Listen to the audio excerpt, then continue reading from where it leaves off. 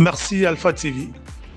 Tout comme vous, nous avons lu sur la toile d'une partie des médias et de certains influenceurs entre griffes, la désinformation selon laquelle, le 28 juillet 2026 à l'Union africaine, le Gabon a acté la vente des îles Mbagné, Cocody et Konga à la Guinée équatoriale. On met cela sous le coup de l'émotion et de la méconnaissance, deux éléments qui caractérisent l'esprit de la foule. De quoi est-il question? 1. Il faut rappeler à tout le monde, l'Union africaine n'est pas une juridiction, donc n'est pas une cour ou bien un tribunal pour statuer sur les différents frontaliers. 2.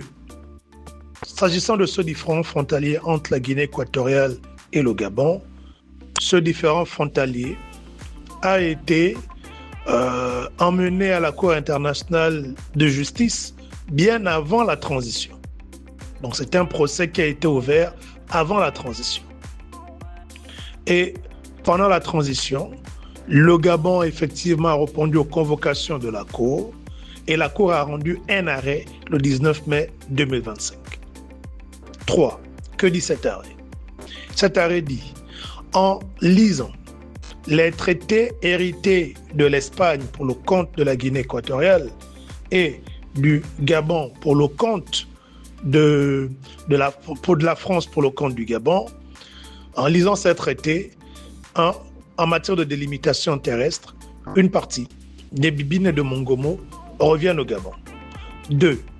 Les frontières maritimes, certaines frontières maritimes entre le Gabon et la Guinée équatoriale ne sont pas clairement définies dans les traités hérités de l'Espagne et de la France et que par conséquent, le Gabon et la Guinée équatoriale ont l'obligation de s'asseoir pour finir la délimitation et s'accorder sur la délimitation de certaines frontières maritimes. 3. En lisant les traités hérités de l'Espagne et de la France, les îles de Mbagné, Konga et Cocody reviennent à la Guinée équatoriale. Mais sur la base du droit international, les îles de Mbagné, par exemple, se trouvent dans les eaux gabonaises. Et comme en 1970, sous Omar Bongo et pour le compte du Gabon et Francisco Macias Nguema pour le compte de la Guinée équatoriale, une guerre a été évitée entre les deux pays, notamment sur la question de l'île Mbagné. Le Gabon et la Guinée équatoriale appartenant à l'Union africaine, l'Union africaine ne souhaitant pas voir des conflits comme ceux évités en 70 naître, c'est tout à fait normal que l'Union africaine invite le Gabon et la Guinée équatoriale à signer devant toute l'Afrique un protocole d'accord portant délimitation terrestre, maritime et souveraineté sur les îles Mbagné, Konga et Cocody.